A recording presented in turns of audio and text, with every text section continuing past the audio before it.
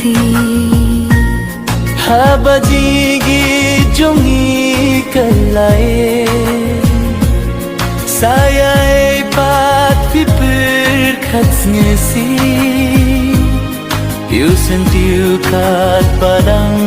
biang kapo Langim khetun saslo no sipo Piu sentiu kat padang biang kapo